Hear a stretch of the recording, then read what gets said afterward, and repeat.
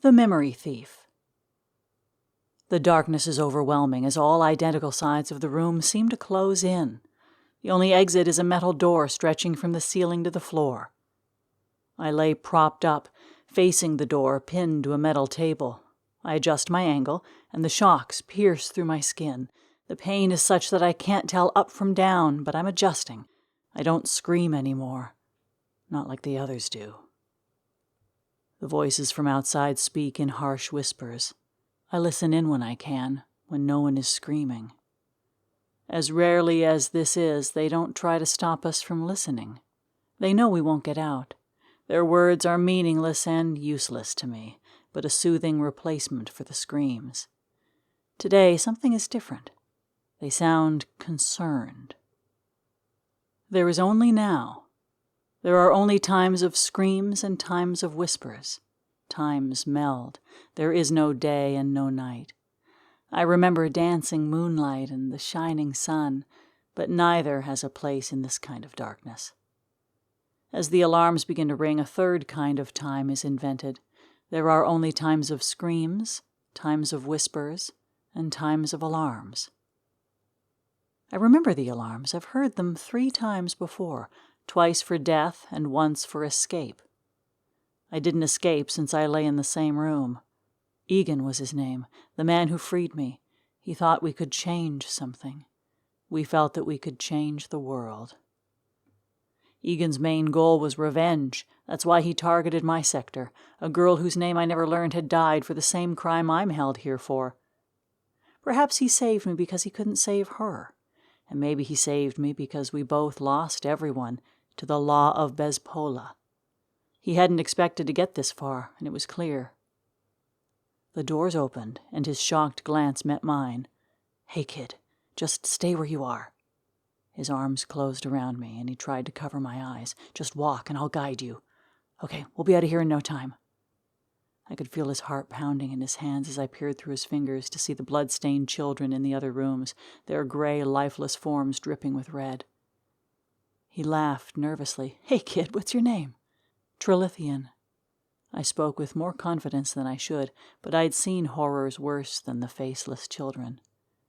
Egan laughed again, took a deep breath, and said, "Well, I can't pronounce that complex name of yours, so how about I call you Trill?"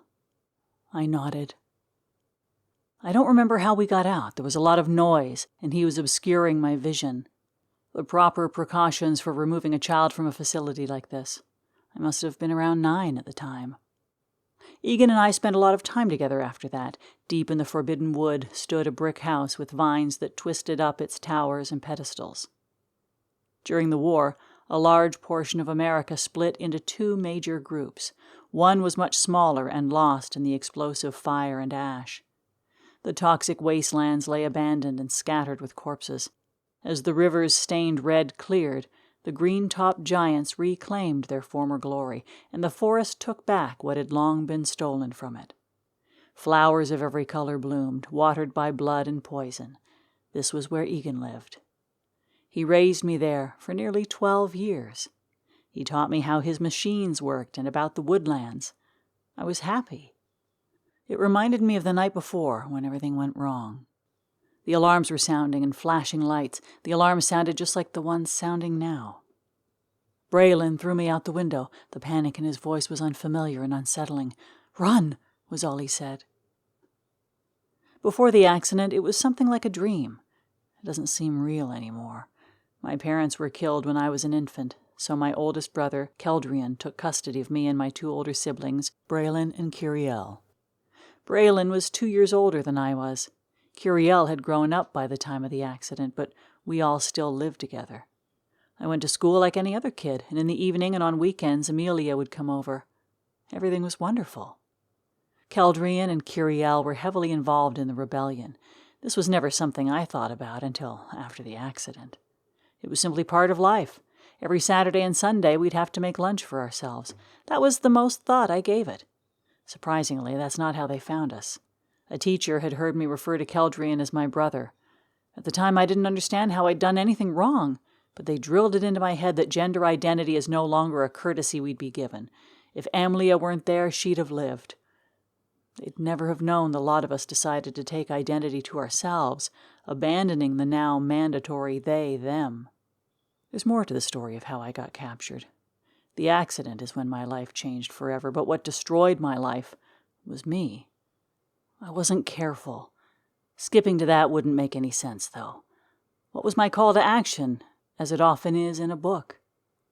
It's so difficult to think now that there is a fight in the hallway outside my room. Now I can hear guns and yelling, but the alarms are too loud. I don't know what they're saying. Kiriel told me once that people only scream when they're scared. Kiriel was my call to action, I remember now. After the year with Egan, Kiriel tracked me down. Kiriel was always the kind of person who, if something needed to be done, didn't matter if it was supposed to be impossible, she'd find a way. Kiriel would often correct people when they said something couldn't be done, pointing out that it could.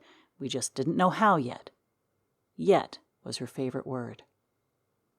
Kiriel found me and filled me in on what was going on, which means she told me that she knew where Braylon was being held and wanted my help. When I say she knew, I mean she had a vague idea of the general area.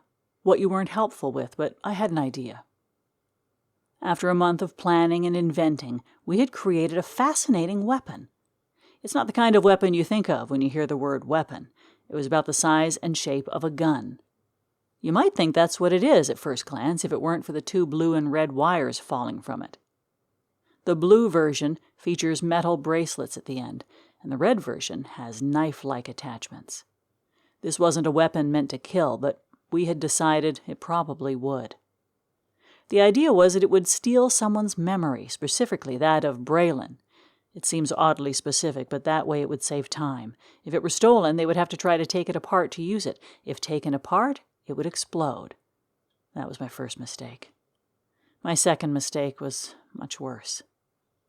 We used this tool to break into where Braylon was being held. We couldn't quite figure out where in the prison he was, but we expected that. There were gunshots, alarms, gas, and smoke. I'd thought that through, too. I had goggles.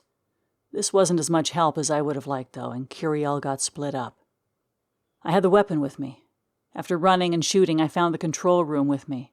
I shut it down, just as everything is being shut down now. My restraints have been deactivated.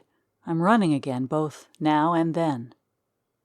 I couldn't find Kiriel or Braylon. I saw someone in the smoke. They were wearing a uniform. I held the weapon, the metal bracelets on my wrists, the knives in my hands. I used it, hoping to find out where Kiriel or Braylon were. That was my second mistake. As he bled out and the memory fled through my brain, I realized Keldrian had been undercover working for them to assist in saving Braylon. Kiriel hadn't told me because she didn't want me to try to find him. As he bled out to death, I realized I had just killed my brother. His blood was on my hands, both literally and figuratively. In the doorframe stood Braylon. He walked in as I realized what I'd done. I heard Kiriel yell out, "Did Keldrian find Trill?" Braylon looked me dead in the eye and yelled back, "They're both dead. We need to get out of here." She looked at me one more time before leaving, and what he said will haunt me forever. He said, "Traitor." I was a traitor, and I wasn't even trying. It ruined my own life. I couldn't move as I watched Braylon run out. I was frozen. I couldn't believe what I'd done. What I'd expected was for the machine to show me their death from their perspective. I screamed. Kiriel heard me and realized I was alive and ran in to save me, but it was too late. I was terrified. I was in shock. I smashed the weapon on the ground in a panic, trying to get it off, trying to stop seeing Keldrian's memories. It exploded with smoke, ash, and blood everywhere. I woke up here. No, not here. Back in my little box room. Now I'm halfway to the control room. The security's been shut down, but I don't want to escape.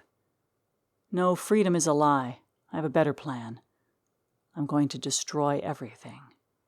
I'm going to make sure I never end up here again.